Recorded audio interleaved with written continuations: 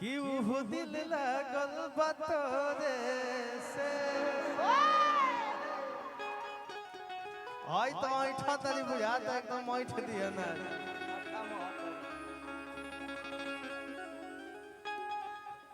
देखी मंच पे विराजमान बड़े भैया नागेंद्र उजाला भैया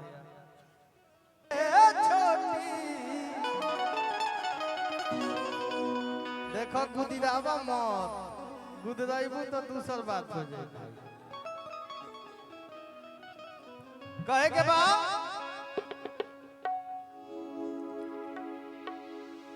जितना भी कलाकार मंच पे अइले गईले अपन अभिनय देख ले अपन कलाकारी देख ले बड़ी अच्छा लागल।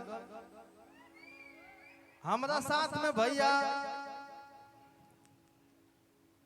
एक लाइन तो हम हो गाय कहे से कि मंच के शुरुआत में एक लाइन होके के चाहिए।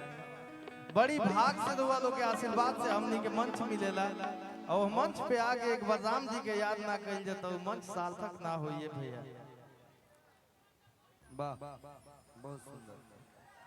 आ हाई लइकवा के बड़की मौसी हाई लइकवा के बड़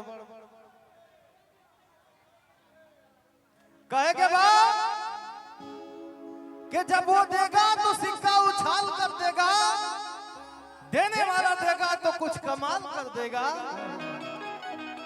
आज के इस महफिल में जरा दिल से कुछ मांग लो ये मेरे दोस्त, ये विजय चौहान अपना कलेजा निकाल कर देगा। वाह क्या बात। हाई कलेजा में कौन काम के जवान अपना भाई लोग पे समर्पित ना हो। अब भैया भैया कहे के बा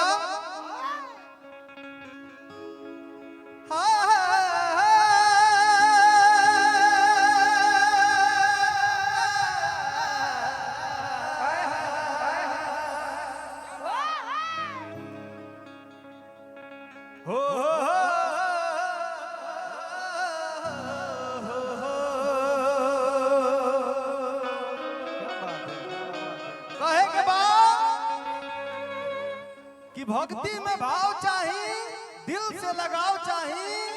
काहे कि भक्ति से मोहन के मीरा जी पवली, कहाँ राम रघुवर कहाँ एक भिलनी, भक्ति में झूठ वही राम के खियौली।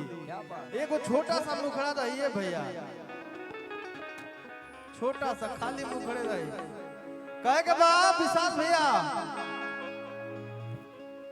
ये बात वो समय के है जब मैया जानकी फुलवारी में फूल लो रहता रही और वही फुलवारी में भगवान श्री रामचंद्र जी अपना छोट भरादा साथे लक्ष्मण जी के साथे घूमा तानी।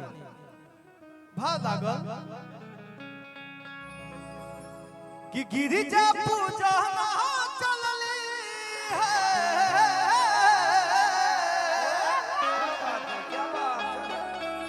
जितना भी यूट्यूबर भैया बानी सबके सादर प्रणाम बा। राजा हो के राज आप लोग जेकरा के चाहब उदातो रात स्टार बन जाई आ जेकरा के चाहब उदातो रात फलापो हो जाई। फलाना ने फलाना को रेला, फलाना ने फलाना को रेला, फलाना ने ऐसा गाया कि जनता दंग रह गई। क्या बात है कि गिरिजा पूजा ना चलली। थोड़ा सा साइड होके थोड़ा सा हल्का सा होने भागे के नहीं थे कि गिरिजा पूजा ना चलली। और सिया सुख बरिया नजरिया लड़ गई राम से, कि नजरिया लड़ गई राम से। अब पीछे फुलवरिया